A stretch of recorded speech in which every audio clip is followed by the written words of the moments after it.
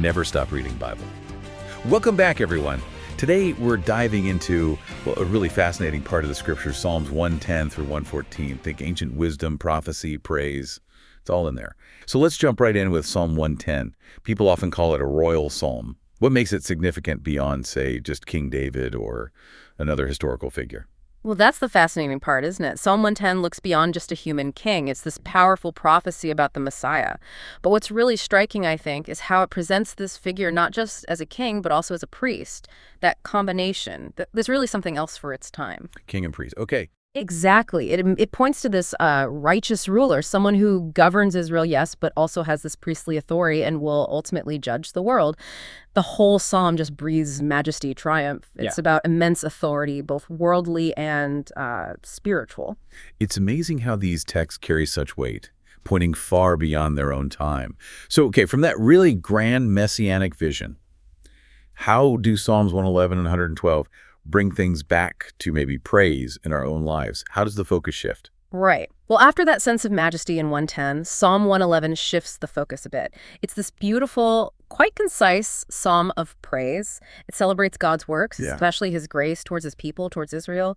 You actually see it used a lot in Jewish festivals like Passover and Sukkot, important moments. But the key takeaway, the line that really sticks is, feeling God is the foundation of all wisdom. And that's not about being scared, right? It's more. Exactly. Not scared, but this deep reverence, this respect that the psalm argues is the starting point for any true understanding. Okay. And Psalm 112 usually comes right after it, doesn't it? They feel connected. They really do. They're often seen as a pair. Psalm 1 and 12 sort of shows you what that fear of God looks like in practice in everyday life. It's classic wisdom literature, offering practical guidance. It draws this really sharp contrast between the blessings that come to the upright, the generous person, the one who fears God and acts on it, and the pretty miserable end reserved for the wicked. So it's connecting inner reverence with outward actions like generosity. Precisely. It makes this surprising direct link.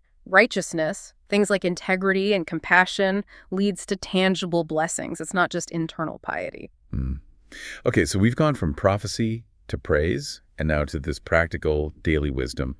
Where do Psalms 113 and 114 take us next? It feels like we're building something here. We are. Psalms 113 and 114 bring in this incredible sense of God's power, but also his intimate connection with his people. Psalm 113 is just pure gratitude and worship. It's joyful, celebrating God's name, his actions. And there's that interesting link, to Hannah's song back in 1 Samuel. Where she praises God for lifting up the lowly. That's the one. It echoes that same theme, God reaching down, caring for the marginalized, reversing fortunes. It highlights God's humility in a way. And then 114? Psalm 114 is, it's incredibly poetic, really lyrical. It celebrates Israel's special place by describing the Exodus. But it does it so vividly. The sea fleeing, mountains skipping like lambs. It uses personification. Right, like nature itself is reacting. Exactly. And you can imagine how powerful that imagery would have been for those returning from exile in Babylon. It's a reminder. The God who commands nature itself can certainly lead them to a new beginning. It's often called one of the most persuasive psalms because of that imagery. It just paints this picture of creation itself acknowledging God's power, almost theatrical. The source for this deep dive is the Center Studio.